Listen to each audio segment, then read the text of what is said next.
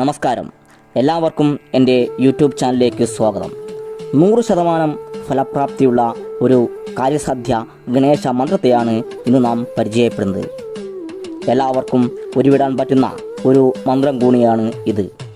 എല്ലാവർക്കും മന്ത്രത്തിൻ്റെ ഫലപ്രാപ്തി ലഭിക്കുമെന്നതിൽ യാതൊരുവിധ സംശയവും വേണ്ട.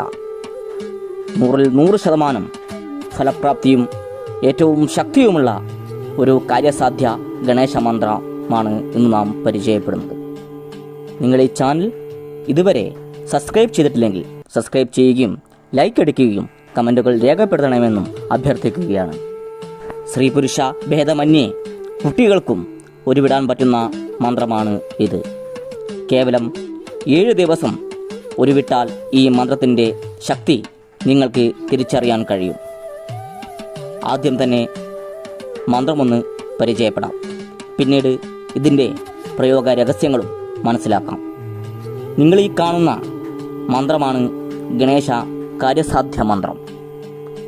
ഓം ഘം ഗണപതയേ നമ. ഗണനാഥ ഗണാധിപ സർവവിഘ്നം ഹന ഹന സർവകാര്യം സാധയ സാധയ സ്വാഹാം.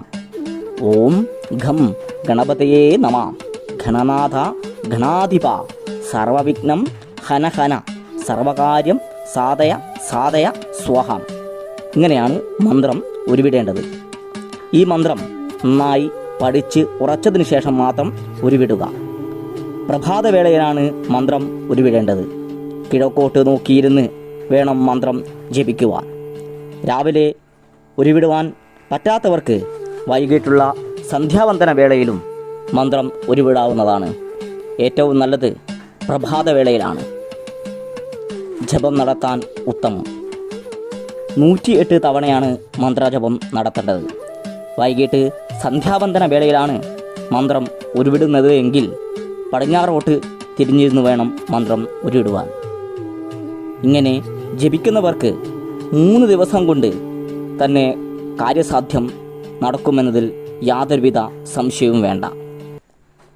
ഓരോ ദിവസവും മന്ത്രം ഉരുവിടുന്നതിന് ശേഷം കാര്യസാധ്യം എന്താണോ അത് പറഞ്ഞതിന് ശേഷം മാത്രമേ അവിടെ നിന്ന് എഴുന്നേൽക്കുവാൻ പാടുള്ളൂ. 100% നിങ്ങളുടെ മനസ്സിലെ ഏതാഗ്രഹവും സാധിച്ചെടുക്കുവാൻ കഴിയുമെന്നതാണ് വിശ്വാസം.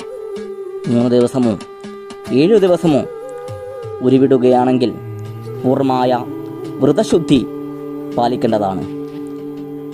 എല്ലാ വീഡിയോയിലും പറയുന്നത് പോലെ തന്നെ ആർത്തവ പുലവാലായ്മ കാലത്ത് ഒരു കാരണവശാലും ഇങ്ങനെയുള്ള മന്ത്രങ്ങൾ ഉരുവിടുവാൻ പാടുള്ളതല്ല. ഇങ്ങനെയുള്ള മന്ത്രങ്ങൾ ഉരുവിടുന്ന വേളയിൽ ക്ഷേത്രദർശനവും ഗണപതിക്ക് വഴിപാടായി ഗണപതി ഹോമവും കറുകമാലയും നടത്തിയാൽ ഫലപ്രാപ്തി ഇരട്ടിയാവുന്നതാണ്. നിങ്ങൾക്ക് ഈ മന്ത്രം ഇഷ്ടപ്പെട്ടു എന്ന് കരുതുന്നു. നന്ദി, നമസ്കാരം.